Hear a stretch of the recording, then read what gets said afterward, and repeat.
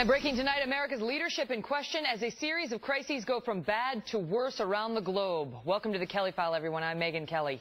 Moments ago, President Obama addressing the bloodshed in the heart of the former Soviet satellite nation, Ukraine. The president speaking from an international summit in Mexico, saying he thinks they can reach a peaceful solution, but not saying much more than that. In the Ukraine, the fires continue to burn in protest camps. More than 24 are dead. Hundreds injured after days of violent clashes. We are told that these are folks who are pro-Western and want to change in that country, facing a brutal government crackdown that has left 26 people dead so far. Tonight there are reports of a truce, but there are no actual signs of that on the ground. At the same time, as I said, at least, well, several are dead and dozens are injured as protests rock the South American nation of Venezuela. This is elsewhere. In the Middle East, the administration all but admitting defeat in the efforts so far to end the brutal fighting in Syria. Nearly 150,000 are dead, millions forced from their homes, and no solution in sight there. And the long and complicated negotiations over Iran's dangerous disputed nuclear weapons program are beginning again. But already the reports suggest little hope for success there, raising brand new questions about the president's foreign policy and what it means for America. Mark Thiessen, a presidential speechwriter for President George W. Bush and a fellow at the American Enterprise Institute, and Ralph Peters is a Fox News strategic analyst and a retired U.S. Army lieutenant colonel who was trained specifically as a Soviet-Russian analyst. Gentlemen, good to see you. Let me start with you, Ralph, on the president coming out and what's happening in the Ukraine. And I know a lot of people are saying, Ukraine, what's happening? Why do we care what's happening in Ukraine? If you can speak to that question, and the president yet again coming out and using the term red line, saying we're going to have to draw lines here. Well, Ukraine is actually more important than Syria, despite all the bloodshed. It's important because it's part of Europe, and Vladimir Putin is trying to gobble it back up. The western two-thirds of Ukraine has always belonged to Europe until the Bolsheviks took it over and starved millions of Ukrainians to death in the 1920s and 30s. Ukrainians don't want to be Putin's slaves. Megyn, when the Obama administration today said they want Russia more engaged in Ukraine, this entire production has been brought to you by Vladimir Putin, who is pulling all the strings behind the Yanukovych government. Russia wants to reclaim Ukraine, to grab it back up, and it matters because it would increase Russia's strategic power enormously. Now, our president said today that there would be consequences. When have there ever been consequences? In Libya?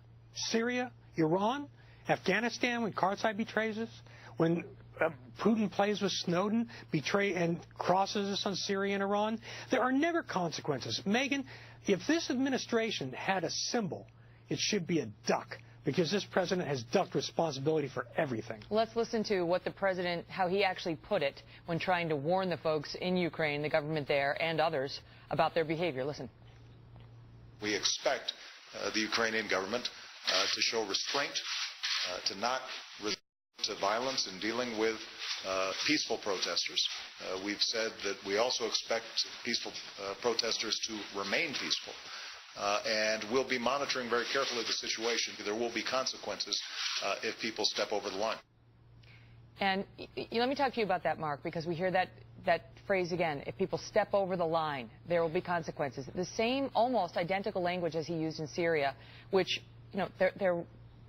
he was so criticized for because there were no real consequences, and Syria is a real problem now, and they're not complying with the agreement to turn over their nuclear or their chemical weapons. And so people are saying, is he being perceived as feckless? Why would he choose the same language as somebody who dealt in presidential language for a living? Why would he? Because it never means anything. Because it's something he has nothing to accomplish. So he has to say something. So he says consequences. It's the go-to word when you have no policy. I mean, look, this is a president who threatened consequences if Bashar Assad used chemical weapons on his people. 13 chemical attacks later, Bashar Assad is still in power. He's hiding his chemical weapons. He's not complying with his international commitments. There are 150,000 people dead, and the CIA says that Al Qaeda has reconstituted a base in a safe haven in Syria that it could use to attack us here at home. And Clapper, our intel chief, he says that Assad's grip on power has only strengthened over the past year. Absolutely. Consequences. So, so if the Russians are looking at the consequences in Syria, they're pretty comfortable right now. There are no consequences of this administration. Nobody fears us in the world. Our enemies don't fear us. Our allies don't believe we have their backs. I mean, look, every time the president talks about foreign policy, it's to tell us that we've got to focus on nation building at home. No one fears a nation in retreat. We're in retreat in Iraq. We're in retreat in Syria. We're in retreat in Afghanistan. In Iraq, Al-Qaeda has reconstituted all the lands, all the cities, safe havens that were taken at the price of American heroes, the blood of American heroes. In Afghanistan, the Taliban are on a murderous rampage, waiting for us to do the same thing, withdraw and quit the country. Iran is totally unafraid of us having any consequences for the pursuit of a nuclear weapon. There are no consequences for anything this administration does, and so weakness is provocative. When you project weakness, people don't fear you, and they do what they want. The president and his administration are coming under fire, Ralph, because Secretary Kerry just came out and said that he believes climate change is perhaps the world's most fearsome weapon of mass destruction. I mean, in the face of all this that we are seeing, and it's led, I think, Newt Gingrich to call for him to step down. But the point is, do they have their eye on the ball? And what of this charge that we basically have no teeth anymore? We are not feared the way we used to be and the way we may need to be. We don't even have false teeth. I have to say that as far as the climate change brouhaha in Indonesia goes, you can't win climate change debate on either side. It's too loaded. But, there is real pollution in the world that we do have to address. So I don't have a huge problem with that, except when he starts saying it's the worst weapon of mass destruction.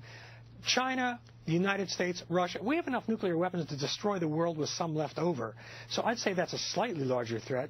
But again, I don't understand why conservatives aren't for conservation. But this administration is going to walk away from Ukraine, let Putin gobble it back up, and it is going to be a tragedy for freedom everywhere. Oh, we'll continue to monitor it. Again, they say there's a truce, but reports on the ground are, well, where is it? There's no evidence of it so far. Gentlemen, good to see you. Thanks.